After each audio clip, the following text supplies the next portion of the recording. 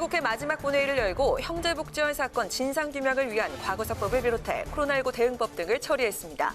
하지만 성착취 영상물을 거래 유포에 얻은 수익을 몰수할 수 있도록 한 법 등 일부 법안은 이번 국회에서 통과되지 못했습니다. 더불어민주당은 정의기억연대 운영 관련 의혹이 제기된 윤미향 당선인의 거취에 대해 외부 회계감사와 행정안전부의 감사 결과를 보고 종합적으로 판단하겠다는 기존 입장을 반복했습니다. 문희상 국회의장이 21대 국회 초선의원 의정 연찬회에서 의원들에게 초심을 잊지 말라고 당부했습니다. 또 보수와 진보 이념을 떠나 상대를 인정하고 국민과 국가를 위한 의정활동을 해달라고 주문했습니다. 정치 사회적 이슈를 분석해보는 뉴스앤 이슈. 오늘은 정쟁이 끊이지 않았던 20대 국회 마지막 본회의와 향후 전국에 대해 짚어봅니다.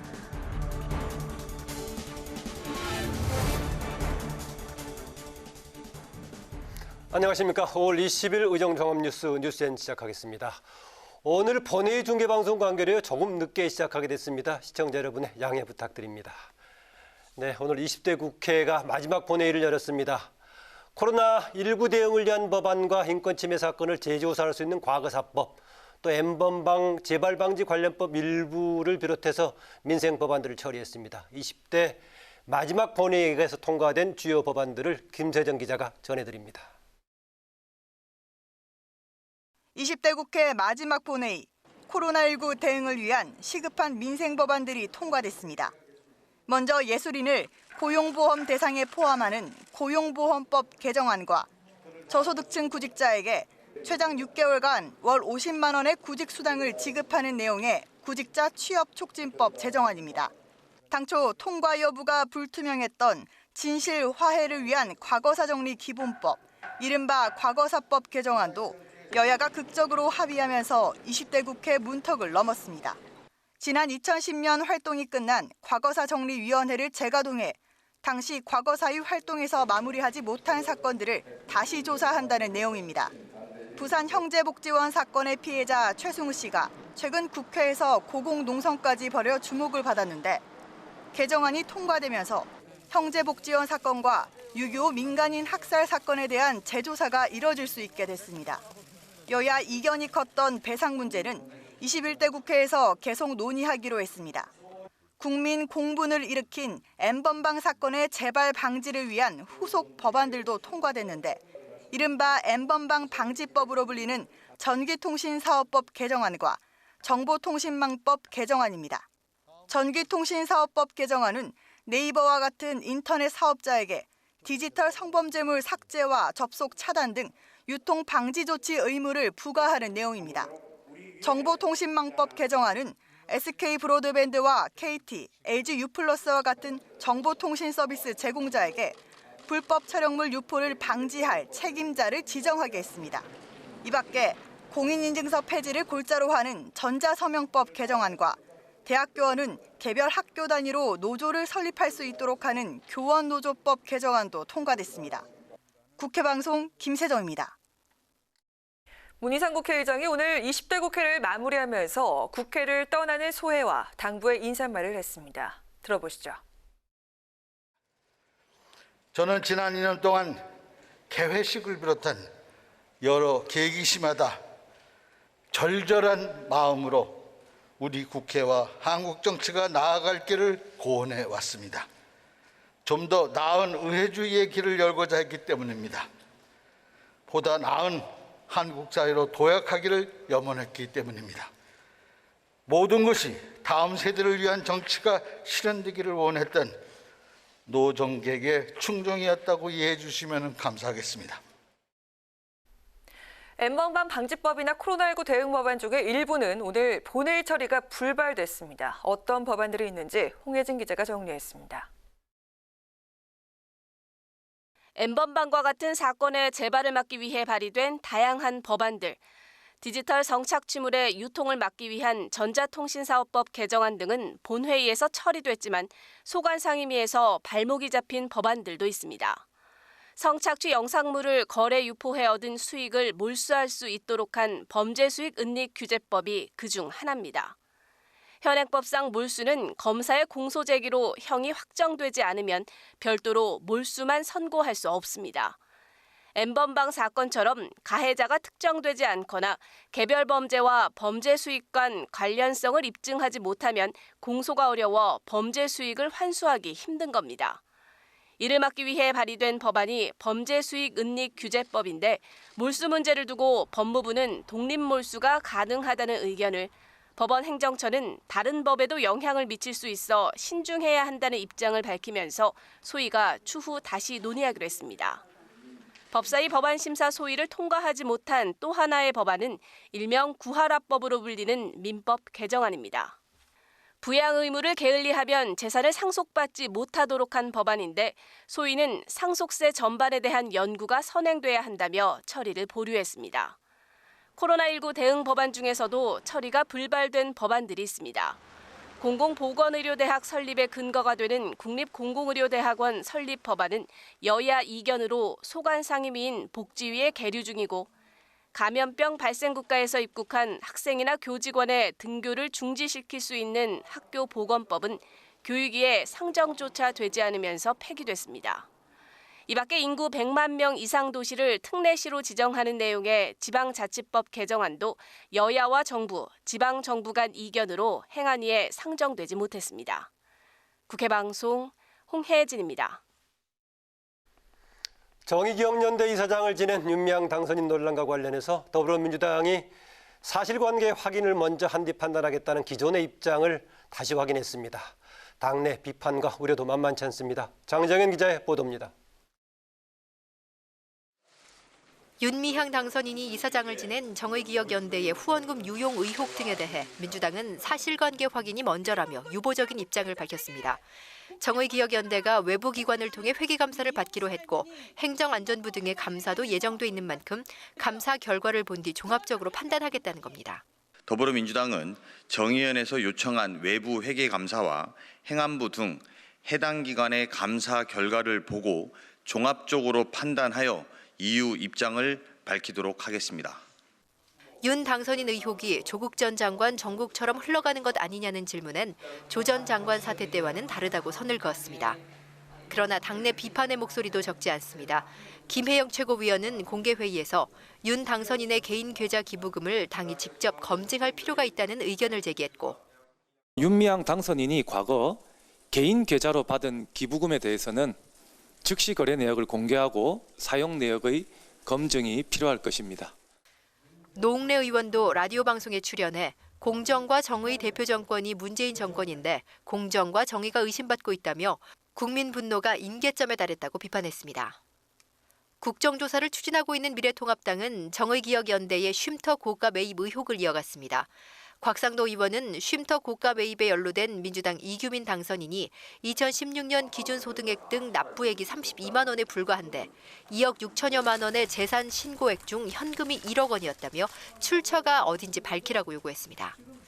정의당도 윤 당선인의 납득할 만한 해명과 함께 민주당이 보다 책임 있는 태도를 보여야 한다고 촉구했습니다. 윤 당선인은 오늘 21대 국회 초선 의원 의정 연찬회에 불참했고 당초 예정됐던 서울 외신 기자클럽 초청 브리핑도 취소했습니다. 국회방송 장장현입니다.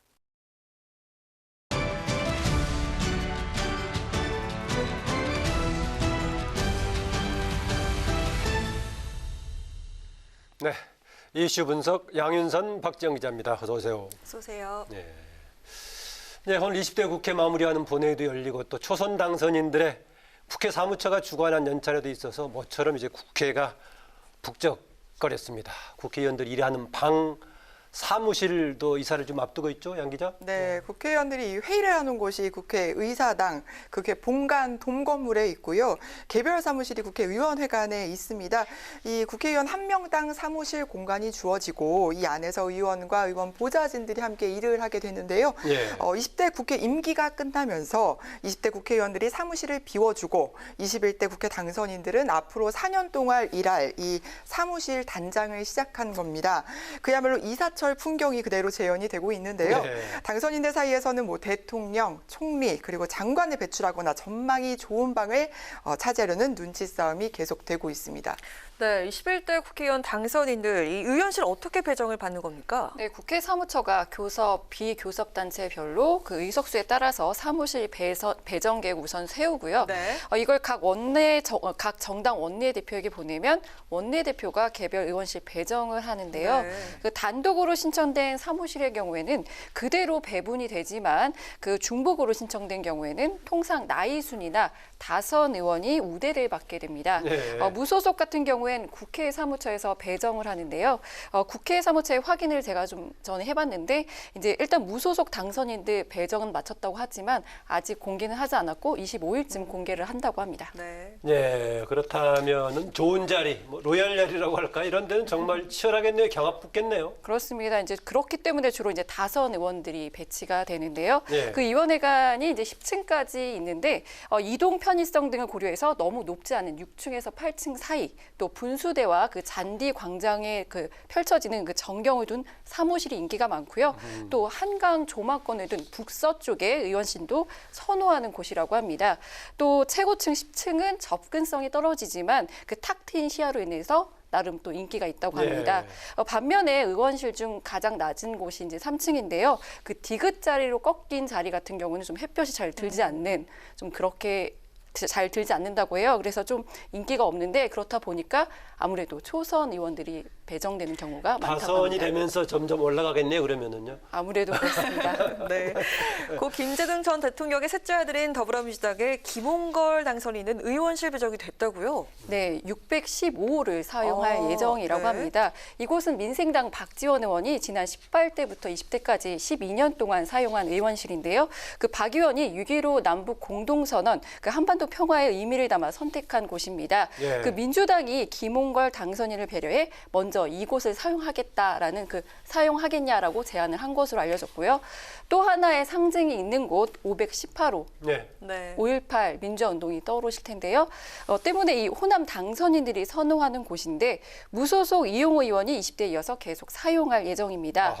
또 전현직 대통령이 사용했던 의원실도 명당으로 꼽히면서 인기가 많은데요. 그 문재인 대통령 19대 국회의원 시절 그 노무현 전 대통령의 서거일인 5월 23일을 그 뒤집은 325호를 썼는데요. 재선에 성공한 그 민주당 권칠승 의원이 사용 중인데 21대 국회에서도 그대로 사용할 예정이라고 합니다. 또 고 노무현 전 대통령이 지낸 638호는 미래통합당 김승희 의원이 방을 빼게 돼서 민주당 그 당선인들의 쟁탈전이 예상이 되고요. 여기에 또 이번에 21대 국회 당선인들 중에서 이제 또 좀 각광을 받는 곳이 있는데 바로 국회 6선의 국회의장을 지낸 정세균 총리가 쓰던 718호도 명당 자리로 꼽히고 네. 있습니다. 그리고 이 밖에 그 탈북민 출신 미래통합당 태영호, 미래한국당 그 지성호 당선인은 경호상 문제로 그 최고층인 10층에 배치될 가능성이 큰 것으로 알려졌습니다. 경호상 문제로 10층에 배치된다. 두 네. 사람. 예. 양유정 기자. 그런데 의원회 간의 사무실 이사 무슨 논란이 있다고요? 네, 이 한편에서는 이 현역 의원들이 아직 일할 시간이 남아 있는데도 떠밀려서 이제 떠나는 이런 씁쓸한 장면이 연출이 되고 있는 겁니다. 네. 오늘 20대 국회 마지막 본회의가 있었습니다만 아직 20대 국회의원의 임기 오늘 29일까지로 29일 남아 까지죠? 있습니다. 네, 20대 국회를 끝으로 여의도를 떠나는 이 민생당 최이배 의원. 최근 SNS에 마지막까지 최선을 다해 일하지 않는 게 문제지 방을 일찍 빼지 않아서 청소나 도배가 늦어지는 게 문제가 될 수 있겠냐 이런 글을 올리기도 했는데요. 임기가 아직 남았는데 방을 빼달라는 압박이 있었다는 겁니다. 사실 임기가 남아있는 상황에서 임기까지 사무실을 쓰는 것에 대해서 눈치를 봐야 하느냐 이런 상황이 된 게 좀 아쉽긴 합니다. 국회 사무처는 다음 국회 임기가 시작이 되기 전에 사무실을 비워주는 게 오랜 관행이기 때문에 구두로 협조를 요청했다고 밝혔습니다. 네, 그런데 선거가 시작되기도 전에 일찌감치 사무실을 정리하는 사람도 있다고요? 네, 떠날 땐 떠나더라도 유종의 미를 거둬야 되지 않겠습니다. 앞서 최이배 의원도 이런 부분에서 이제 항변을 한 것이고요. 이번 총선에서 불출마를 하거나 또 낙선을 해서 방을 비워야 하는 의원들이 모두 169명입니다. 이 중에 선거에 자이든 타이든 불출마하게 된 의원들이 선거일 전에 이미 방을 정리한 경우도 있었던 것으로 드러났습니다. 네. 오는 30일 문을 여는 21대 국회에서 여야 모두 일하는 국회를 기치로 내걸고 있는데요. 국민은 남은 21대 국회 임기 마지막 날까지 월급값 톡톡히 해주기를 기대하고 있을 겁니다. 네, 그래서 월급이 5월 달에 마지막 조금 이틀이 거쳐 있느냐 뭐 이런 말 나오기도 합니다만은. 네, 양인상 기자. 앞서 윤미향 당선인 관련 리포트 있었는데요. 민주당 내 분위기가 조금 달라졌다 이렇게 하더니 오늘 공식적인 발표는 역시 기존에 했던 사실 확인이 먼저다 이런 입장을 내놨어요. 네, 오늘 사실 당초 이해찬 대표의 어떤 입장 발표가 있을 것이다라고 예정이 돼 있어서 기자들의 관심도 굉장히 높았는데 이 대표의 발언이 없었습니다. 대신 나온 입장이 강훈식 대변인이 사실규명이 먼저다라는 이 원론적인 입장을 재확인하는 수준에 머물렀습니다. 그렇기 때문에 당 안팎에서는 정말 제2의 조국 사태로 갈 수도 있다 이런 얘기가 나오고 있는데요. 이 조국 사태 때도 이해찬 대표의 입장이 굉장히 늦게 나왔습니다. 그래서 조국 사태를 오히려 키운 게 아니냐라는 비판도 있었거든요. 어제 이낙연 코로나19 국난극복위원장을 비롯해서 행안위에서 여당 의원들까지 윤 당선인에 대해서 질타를 했습니다. 오늘도 농래 의원이 국민 상식으로 맞지 않다. 분노가 임계점에 달했다. 당이 진상 파악을 해야 한다라고 말했고요. 또 친일 반일 프레임으로 가는 것도 옳지 않다고 일침을 가하기도 했는데요. 민주당 내에서 윤미향 당선인에 대한 엄호를 멈춰야 한다. 국민적 눈높이에 안 맞다라는 이 당내 요구는 계속될 것으로 보입니다. 네, 의원들의 발언을 보면은 정의연 회계 오류 때까지는 이 친일 프레임을 전면에 내세우면서 역공을 펴기도 했는데 안성 쉼터 의혹이 터지면서 기류가 완전히 바뀐 것 같습니다. 네, 아무래도 이 쉼터 매입 과정 의혹이 좀 결정적인 영향을 줬다라고 볼 수밖에 없겠습니다.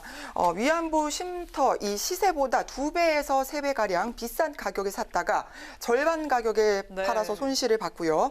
또 쉼터를 용도와는 다르게 사용해 온 점, 또 윤 당선인의 아버지가 관리를 해온 점도 여론이 급속도로 안 좋아지는 계기가 됐습니다. 윤미향 당선인이 과거 수년간 1가구 2주택자로 지내온 것도 확인이 됐는데요. 이 부동산 매매 과정에서 주택담보대출 없이 2차례 구입한 것으로 알려졌습니다. 이 시민단체들은 쉼터 고가 매입 의혹과 또 기부금, 후원금, 부정사용 의혹 이런 혐의로 검찰에 고발을 했고 서울 서부지검이 수사 중에 있습니다. 조금 전 들어온 소식인데요. 검찰이 정의연을 압수수색에도 들어갔습니다. 문재인 대통령 부동산 투기와의 전쟁에 나서지 않았습니까? 그만큼 부동산 이슈에 민감합니다. 과거 김의겸 전 청와대 대변인 그리고 손혜원 열린민주당 의원 등 곤욕을 치른 인사도 많고요. 여권 인사에 대한 엄격한 잣대가 이번에도 통할지 좀 지켜봐야겠습니다. 네, 박지영 기자. 또 미래통합당 쪽에서 지금 윤미향 당선인 관련 또 다른 의혹을 제기했어요? 네, 그렇습니다. 그 미래통합당 곽상도 의원이 제기한 건데요. 예. 윤 당선인의 그 은행 계좌에 정의연 시절 그 받은 기부금이 포함될 수 있다는 의혹을 제기했습니다. 만약에 포함이 됐다면 횡령이란 주장인데요. 윤 당선인이 중앙선관위에 신고한 그 후보자 재산 신고 사항을 보면 3억 3,600여만 원의 예금을 신고했다고 하는데요. 예금이요? 네, 그렇습니다. 예금이 3억 3,600여만 원이요? 네, 그렇습니다. 어쨌든 뭐 대단하게 예금 액수네요. 네. 네. 좀 일반 국민 눈높이나 상식에서는 조금 납득하기 어려운 부분이 좀 있는데요.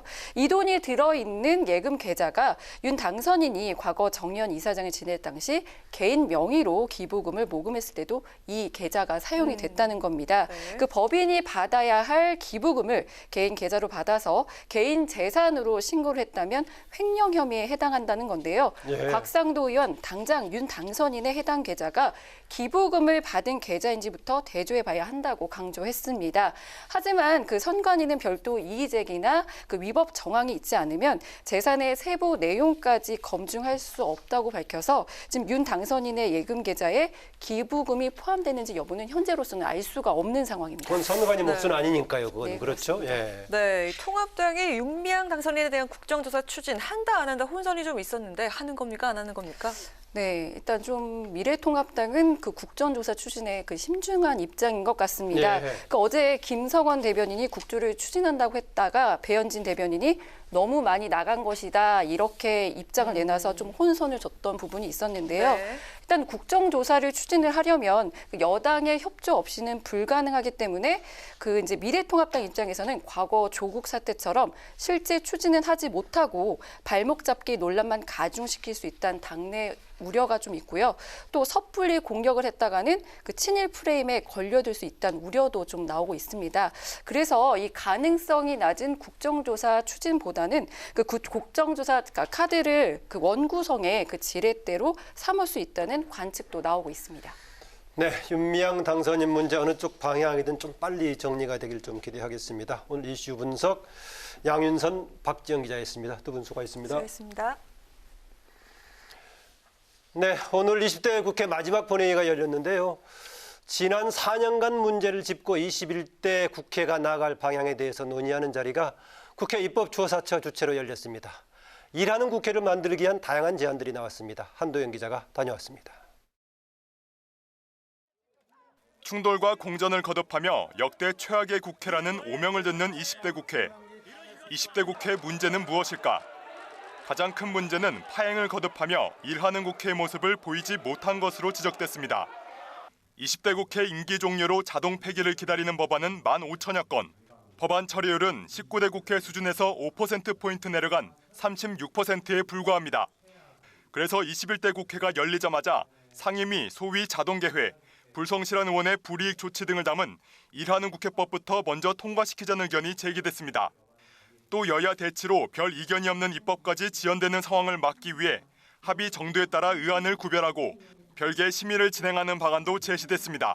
합의의 정도 등의 기준에 따라서 별도의 의안 목록으로 나누어서 별도의 의사 일정에 따라서 심의하는 것은 어떻게 보면 또 다른 신속 처리 제도의 더 효율적인 운용이라고 생각합니다. 극한 대립을 초래하고 소수정당 배려라는 당초 취지가 퇴색한 누더기 선거제, 준영동형 비례대표제를 만든 것도 문제로 꼽힙니다. 위성정당 창당 금지부터 비례대표제 확대를 원점부터 재검토해야 한다는 의견도 나왔습니다. 대표성과 비례성을 충분히 회복하기에도 한계가 있었을 뿐만 아니고 위성정당의 어떤 탄생이라는 더 퇴행적인 어떤 결과를 낳는 국회 입법조사처는 법안 남발을 막기 위해 유럽 다수 국가가 시행하고 있는 법안의 영향력을 평가하는 제도를 도입하자는 제안도 내놨습니다. 국회 입법조사처 안에 이것을 전담할 부서가 마련돼야 되고 훌륭한 역량을 갖춘 인재들이 여기에서 일을 해야 된다 이렇게 생각을 합니다. 세미나에서는 의장과 교섭단체가 합의로 변경할 수 있는 국회 일정의 한계를 둬 국회 운영의 안정성을 더하는 방안, 내실 있는 인사청문회를 위해 도덕성과 공직 수행 능력을 따로 검증하는 방안 등도 제기됐습니다. 국회 방송 한도영입니다. 이제 열흘 뒤면 21대 국회의원의 임기가 시작됩니다. 151명의 21대 국회 초선 당선인들에게 의정 활동에 대한 정보를 제공하는 의정 연찬회가 열렸는데요. 문희상 국회의장이 특강 강사로 직접 나서서 국회의원이 되기 위해 노력했던 초심을 잊지 말라고 당부했습니다. 강민지 기자입니다. 21대 국회 초선 당선인 151명이 한자리에 모였습니다. 국회 사무처가 21대 국회가 시작되기 전 초선 당선인들에게 법안과 예산 결산 심사 등 의정 활동에 필요한 정보를 제공하기 위해 마련한 자리입니다. 삼삼오오 모여 인사를 나누는 초선 당선인들의 얼굴에는 본격적으로 시작되는 의정 활동 준비에 설렘과 책임감이 드러났습니다. 설레기도 하고요. 그리고 잘해야겠다, 실수 없이 해야겠다, 무거운 책임감, 그리고 시대적 역사적 소명, 어깨가 무겁습니다. 역사에 부끄러운 모습을 남기지 않아야겠다는 그런 다짐을 해봤습니다. 20대 국회를 끝으로 국회를 떠나는 문희상 국회의장은 후배 정치인들을 위해 특강 강사로 직접 나섰습니다. 문 의장은 국회의원이 되기 위해 노력했던 초심을 잊지 말라고 당부했습니다. 또 여야 모두 상대를 인정하면서 국민과 국가를 위한 의정 활동을 해줄 것을 주문했습니다. 초심을 잊지 마라. 여러분은 여와 야를 떠나서 보수와 진보를 떠나서 하나의 동지입니다. 대한민국의 운명을 같이 하는 어깨에 짊어진 모든 국민이 여러분만 쳐다보는 바로 그런 위치에 있다. 그것을 늘 잊지 마라. 이어진 5천 자리에서 더불어민주당 김태년 원내대표는 책임, 열정, 겸손을, 미래통합당 주호영 원내대표는 상생, 희망, 민심을 강조했습니다. 초선 당선인 중 논란의 중심에 서 있는 양정숙, 윤미향 당선인은 연찬회에 참석하지 않았습니다. 국회 방송 강민지입니다. 미래통합당 주호영 원내대표가 5.18 민주화운동 진상규명과 역사 모독을 방지하는 입법활동에 주도적으로 나서겠다고 밝혔습니다. 주 원내대표는 오늘 정의당 심상정 대표를 예방해 현대사의 불행과 질곡을 빨리 정리하고 국민 통합으로 나아갔으면 한다며 이같이 밝혔습니다. 이에 심상정 대표는 5.18 민주화운동과 제주 4.3 사건을 정치적인 볼모로 잡아선 안 된다며 관련 법안이 21대 국회 초반에 처리돼야 한다고 강조했습니다. 21대 국회 전반기 국회의장에 육선이 되는 박병석 의원이 사실상 확정됐습니다. 국회의장은 다수당이 많은 관례에 따라 더불어민주당에서 나오는데 당내 경선을 벌였던 김진표 의원이 후보 등록 마감일인 오늘 불출마를 선언했습니다. 박 의원은 지난 2000년 16대 국회에 입성한 이후 대전 서구갑에서 내리 육선을 했고 지난 19대 국회 전반기에는 국회 부의장을 역임했습니다.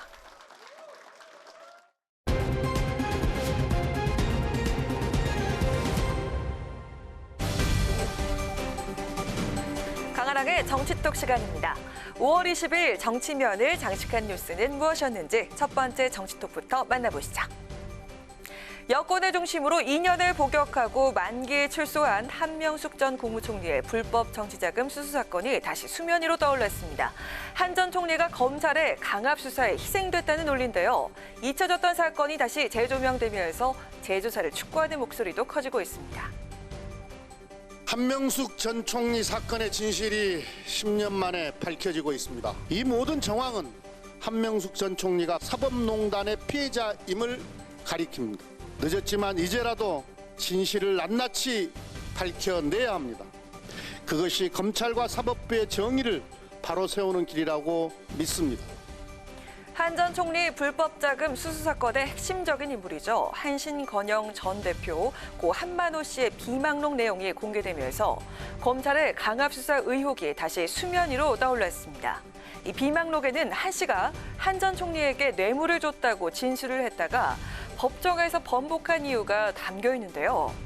한 씨는 추가 기소의 두려움과 사업 재개를 도와주겠다는 검찰의 약속 때문에 이같이 진술을 했다고 적었습니다. 이 내용이 알려지자 더불어민주당 지도부는 한 전 총리 뇌물수수 사건에 대해서 전면적인 재조사를 촉구하고 나섰는데요.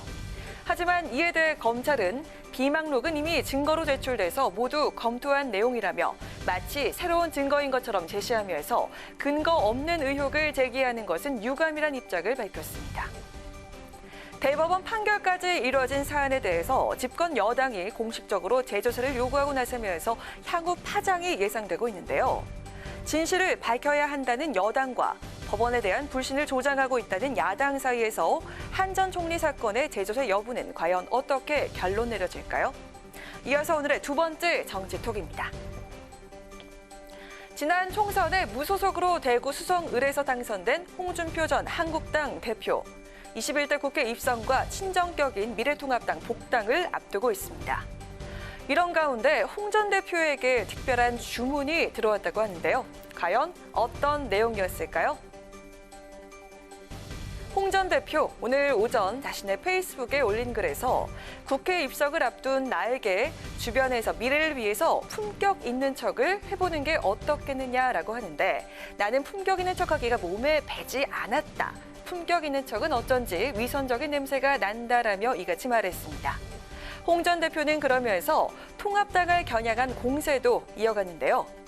야당은 지난 1년 동안 품격 찾다가 망하지 않았나라며 지금 대한민국이 처한 현실이 한가하게 품격을 찾을 때인가 되묻고 싶은 요즘이라고 지적했습니다. 이어서 다시 거친 관양에 나설 수밖에 없는 내 입장으로선 야당의 품격보다는 국민의 마음을 얻을 수 있는 현실적인 방안을 채택할 수밖에 없다면서 그렇지만 품격을 강조하는 분들의 마음도 헤아릴 수밖에 없어서 요즘 참 어렵다며 고충을 토로했습니다.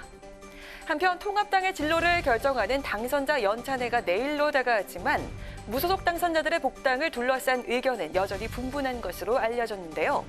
이들을 일괄적으로 복당시켜야 한다는 주장과 함께 특히 홍 전 대표에 대한 반대 기류가 만만치 않은 것으로 전해졌습니다. 무소속 의원의 복당의 관건은 홍 전 대표에 대한 당내 여론이라고 하죠. 홍 전 대표가 그동안 김종인 비대위에 강하게 반대해왔던 만큼 비대위가 들어서면 극심한 당내 갈등이 불거질 수 있다는 우려와 함께 거침없이 발언을 쏟아내는 홍 전 대표에 대한 반감도 만만치 않은 것으로 알려졌는데요. 과연 홍준표 전 대표는 친정인 통합당으로 무사히 돌아갈 수 있을까요? 마지막으로 세 번째 오늘의 정치톡입니다.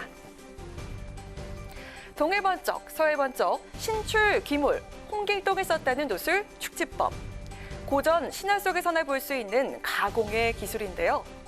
북한에서는 최고 지도자 김일성 주석과 김정일 국방위원장이 축지법을 사용할 수 있다고 선전하면서 김씨 일가를 우상해왔습니다. 그런데 북한 노동당 기간지 노동신문이 축지법은 사실 불가능하다는 입장을 밝혔는데요. 이 배경은 무엇일까요? 동해 번쩍 서해 번쩍 청하루 지령표라 방송천리 줄을 잡아 장군님 가신다. 장군님 축지법 쓰신다라는 선전가요를 제작해서 김씨 일가 신격화 작업에 공들여왔던 북한. 김일성 주석이 축지법을 사용해서 일제를 무찔렀다면서 선전해왔는데요. 그런데 북한 노동신문이 오늘 축지법의 비결이라는 제목의 기사에서 사실 사람이 있다가 없어지고 없어졌다가 다시 나타나면서 땅을 주름잡아 다닐 수는 없는 것이라며 우리가 일제와 싸워서 이길 수 있었던 것은 인민 대중의 적극적인 지지를 받았기 때문이라고 밝혔습니다. 신문은 이어서 만일 축지법이 있다면 그것은 인민 대중의 축지법일 것이라고 강조했는데요. 이러한 기사는 다소 이례적인 것으로 해석됩니다. 그렇다면 북한이 김씨 일가의 신격화 도구로 이용했던 축지법을 부정하고 나선 이유는 뭘까요? 바로 김정은 체제에서 북한의 선전 방법이 변화하고 있다는 이란이란 분석이 나오고 있는데요. 비현실적인 신격화 전략이 북한 주민들에게 더 이상 통하지 않는다는 사실과 함께 김 위원장이 신적 지도자가 아닌 인간적인 지도자임을 부각하기 위한 시도라는 분석도 나오고 있습니다. 독재 세습 체제를 미화하고 김씨 일가 우상화를 위해서 총력을 기울여왔던 북한. 김정은 체제 들어서 다소 달라진 모습을 보이고 있는데요. 이러한 기류는 북한 사상에 어떤 변화를 가져올까요? 지금까지 강아랑의 정치톡이었습니다.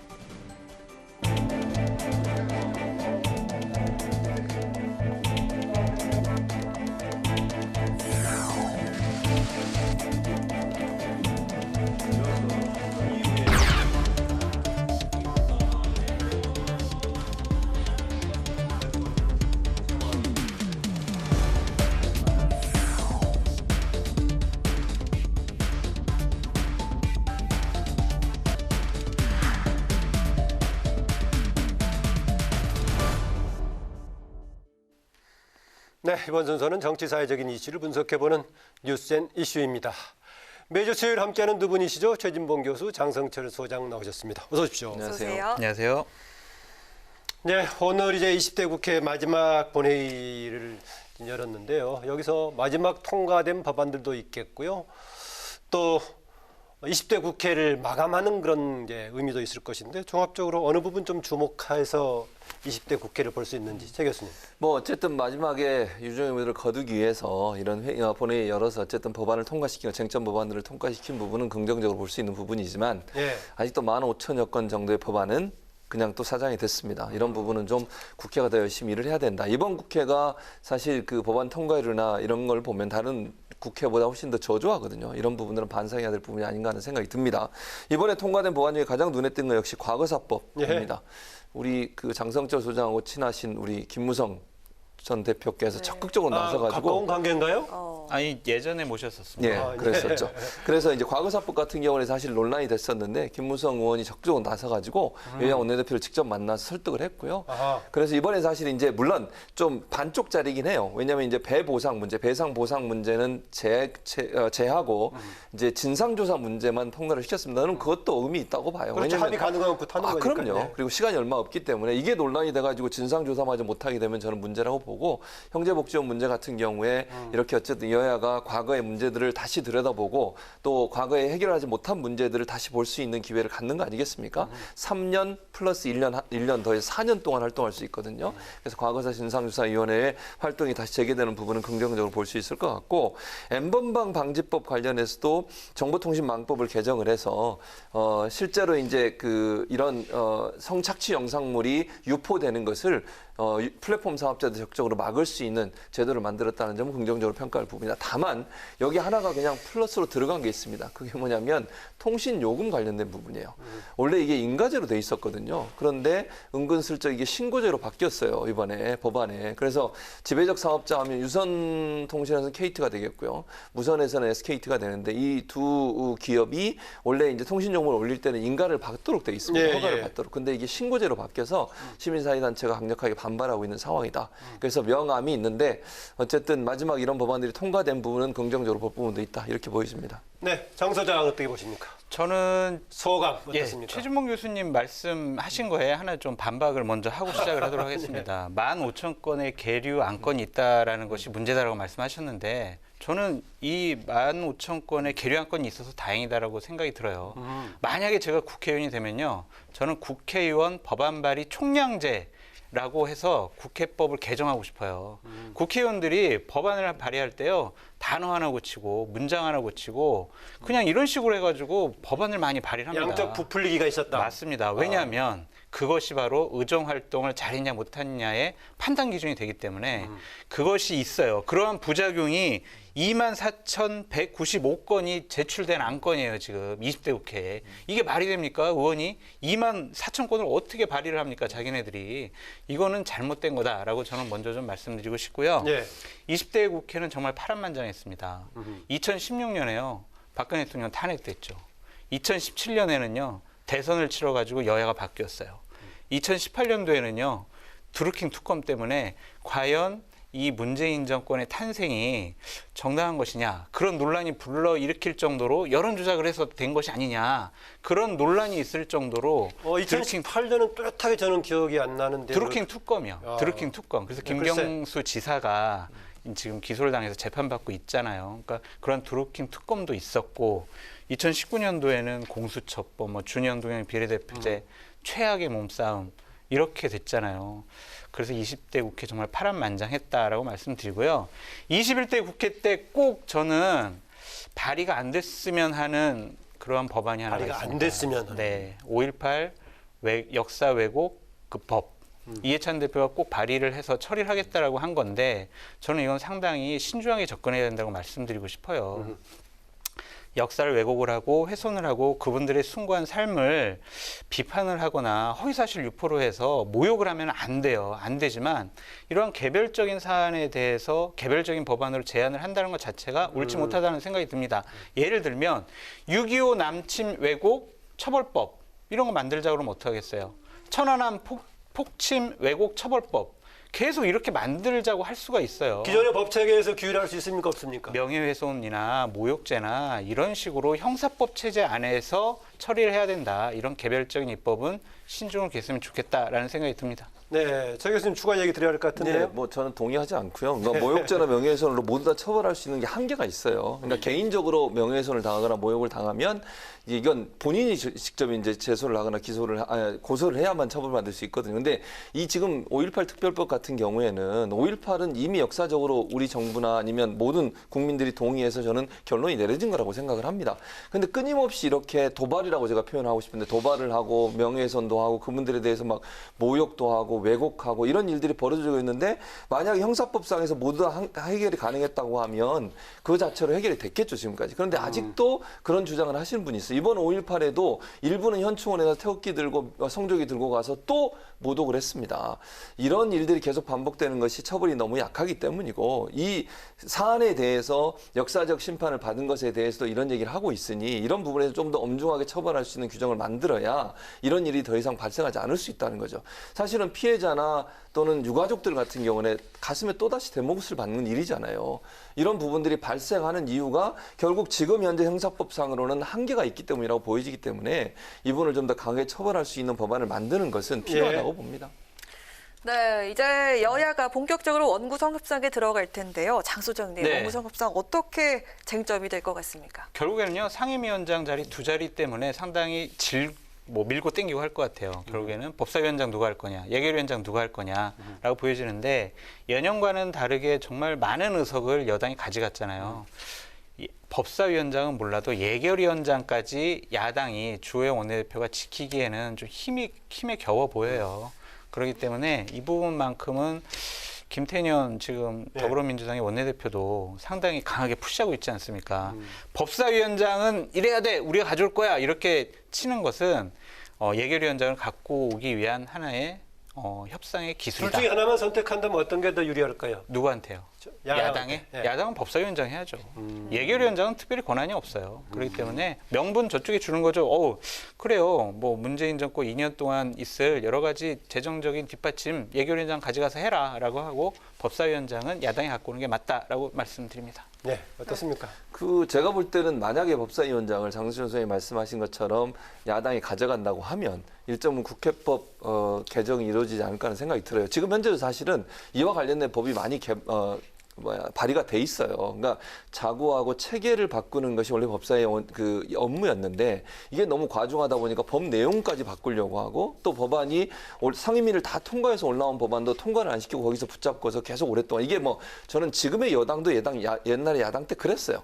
지금 야당도 그렇고요. 그러니까 결국 여기가 왜 상임위원회에서 그럼 충분히 논의한 게 아무 의미가 없어지는 거잖아요. 법사위라고 하는 것은 법사위 관련된 어떤 부처에 관해서는 상임위 역할을 하지만 다른 상임위에서 올라온 법안들에서 자구나 체계가 문제가 있다면 그건 고칠 수 있다고 생각이 들어요. 그런데 법안의 내용까지도 손을 대고 또는 이 특별한 이유 때문에 정치적 이유 때문에 그걸 통과를 안 시키는 것은 이건 저는 월권행위라는 생각이 들어요. 그래서 사실 이 자구 체계 문제를 좀 더 명확하게 하자 아니면 이걸 빼자라고 하는 그런 여러 가지 국회법 개정안들이 발의가 돼 있는 상태예요. 근데 그게 통과가 안 됐죠, 물론. 그래서 만약에 법사위를 가져간다고 하면 이 부분을 어느 정도 손을 봐야 된다고 생각해요. 무작정 야당이 계속 이걸 막고서 통과를 안 시켜줬을 때는 국회의 역할이나 활동 자체가 제한을 받는 거잖아요. 그래서 그런 부분은 어느 정도 좀 손을 보고 일정 기간이 지나면 예를 들어 본회의 상정을 한다거나 아니면 자구 체계라고 하는 부분을 어떻게 할 건지를 좀 명확하게 명문화해서 법의 내용까지 손을 대거나 아니면 무작정 그 법안을 붙잡고서 통과를 안 시켜주는 것은 제한할 수 있는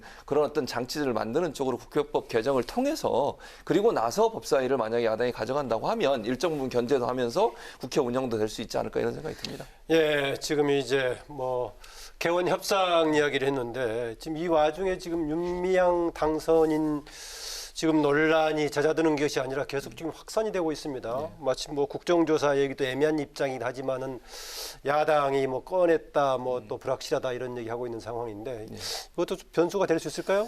저는 이게 국회 운영에 큰 변수가 될 거라고 보진 않습니다. 개인적으로. 그러니까 오늘 사실 검찰이 압수수색 들어갔어요. 그러니까 저는 이 과정을 통해서 수사하고 결과가 나오면 그 결과에서 책임질 사람 책임지면 된다고 봅니다. 이게 정치적 쟁점화 되는 것도 저는 바람직하지 않다고 봐요. 만약 정치적 쟁점화가 되는 순간요 본질 파악이 어려워질 수 있어요.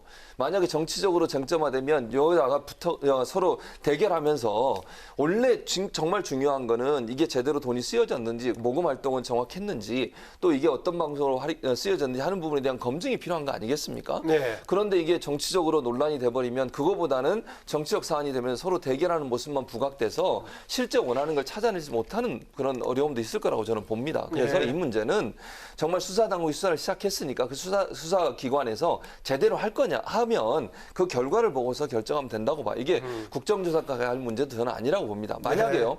지금 현재 검찰이 제대로 수사할 의지가 없다고 하면 그럴 필요가 있겠죠. 근데 지금 검찰의 상황에서 제가 볼 때 그렇게 하지 않을 거라고 봅니다.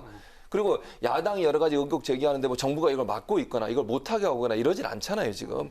그런 상황이라고 하면 국정조사까지 갈 문제는 아니라고 보고 수사기관의 수사 결과를 보고서 그 상황이 잘못되고 제대로 안 됐다고 하면 그때 가서 국정조사를 논하는 거는 뭐 충분히 의미가 있다고 보이지만 지금 상황에서는 수사 결과를 지켜보는 게 맞지 않을까 하는 생각이 듭니다. 늘 국정조사하고 또 사법적인 처리하고 맞물려서 얘기가 나올 때마다 지금 되게 이제 그런 진단들이 있습니다. 좀 지켜보고 나중에 필요하면 하자 이런 얘기가 나오긴 한데. 국정조사 못하고요. 안 해요. 왜냐면 왜 못하냐면은 여당이 합의를 안 해줄 거기 때문에 못하고요. 야당도 이 부분에 대해서는 되게 부담스러울 겁니다. 그렇기 때문에 못할 거예요. 얘기를 좀 꺼냈다가 다시 뭐 정해진 바 없다 이렇게 얘기가 나오기도 너무 나갔다 이런 표현까지 쓴 거 보면 이것은 안 될 일이고 교수님 말씀 잘해 주셨듯이 검찰 수사로 밝혀져야 될 문제다라고 보여집니다. 첫 번째 주제에 반박을 하더니 말씀 잘해 주셨다고 바로 정리를 잘 하시네요. 교수님께서는 항상 옳은 말만 하셔가지고 동의를 할 수밖에 없어요. 그럼 제가 어떻게 됩니까? 이 상황에서 지금. 네, 민주당의 윤 당선인을 뭐 엄호했던 당초와는 달리 기류 변화가 생기고 있는데요. 여당이 어떤 자세를 취해야 한다고 보십니까? 기류가 변화가 생겼다가요. 다시 또 기류가 변했어요. 사실관계를 먼저 파악해야 된다. 그러니까 이게 기류가 완전히 바뀌었어요. 보호하겠다라는 뜻이거든요. 아니 지금까지 나온 것만 해도 상당한 범죄 혐의가 있어 보이는데 이것이 사실관계를 본인들이 어떻게 확인할 거며 그리고 사법적인 절차를 거쳐서 우리 검찰 수사를 지켜봐야 된다라고 얘기를 한다면 결국에는 임기 내내 이런 식의 공방이 있을 수밖에 없을 것 같아요. 법을 어기지 않았다.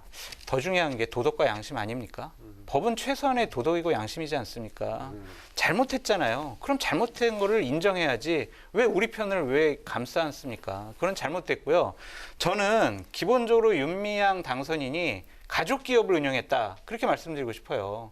본인 정의연에서 월급 받고 기부금 받았잖아요. 기타 지출 내역으로 해가지고 그 돈이 어떻게 쓰였는지 몰라요. 윤미향 당선인 본인만 알아요.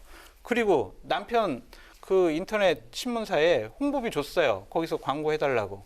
그리고 부친 쉼터에다가 취직시키셨어요. 그리고 관리비도 주고 월급도 줬어요. 그리고 본인의 지인에게 쉼터에 인테리어를 맡겼습니다.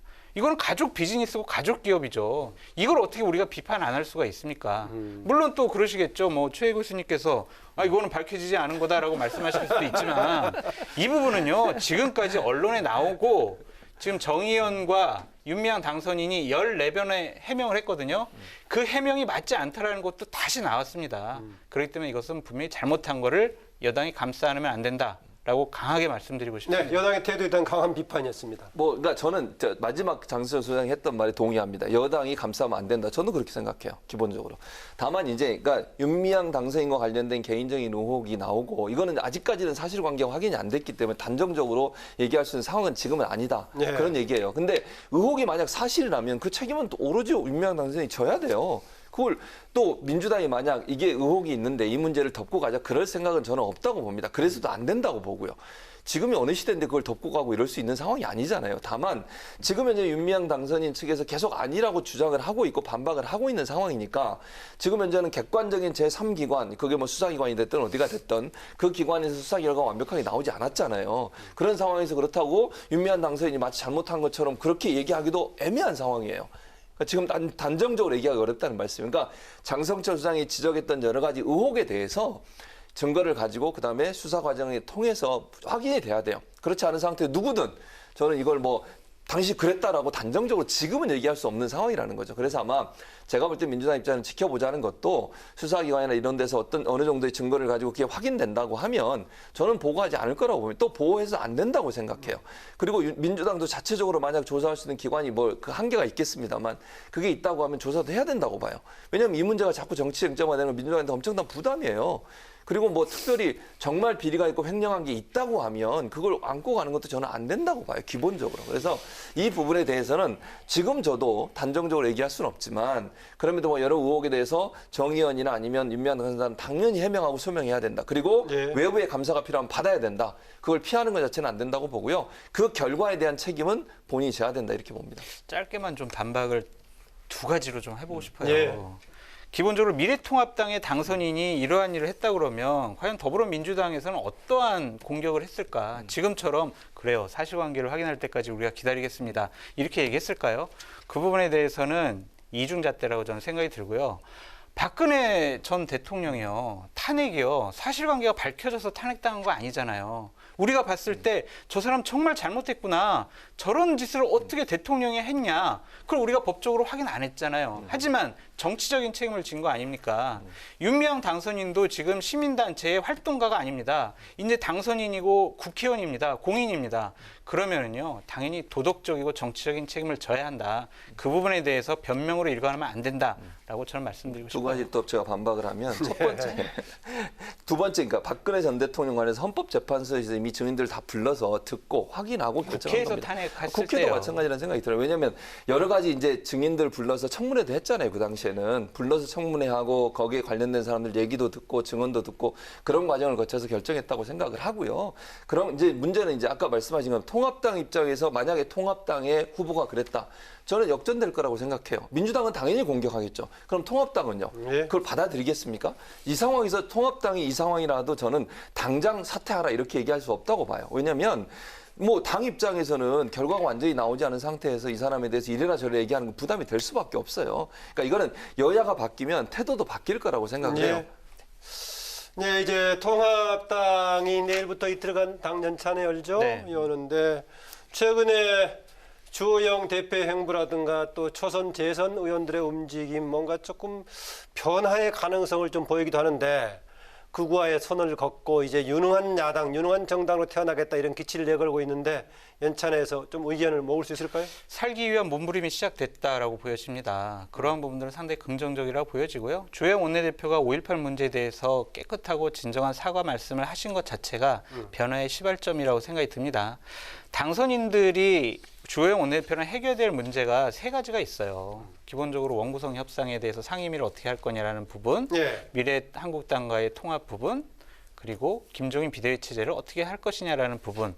이 부분에 대해서 내일 하여튼 당선자들이 1박 2일 동안 진솔하게 서로 의견 나눠서 좀 하나된 의견을 만들어서 주호영 원내대표한테 힘을 실어줬으면 좋겠어요.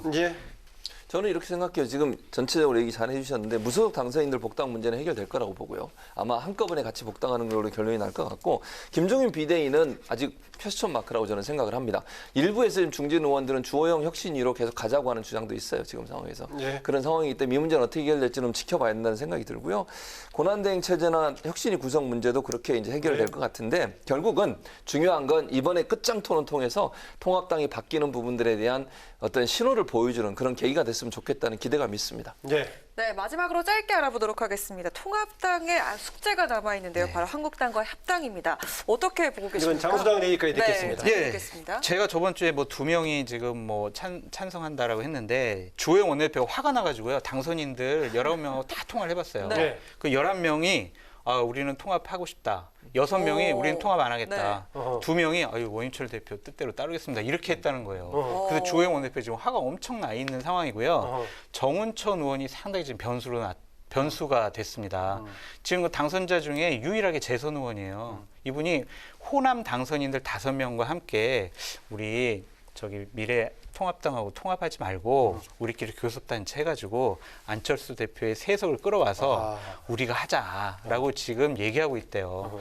그래서 통합 문제가 5월 달 내에는 간단치 않게 진행될 겁니다. 제가 강아랑 앵커님을 위해서 특별히 취재해왔습니다. 오늘도 강아랑 앵커만을 위해서. 다음 주도 기대하겠습니다. 네, 감사합니다. 오늘은 장상철 소장 얘기까지 듣겠습니다. 최교수님 수고했습니다. 감사합니다.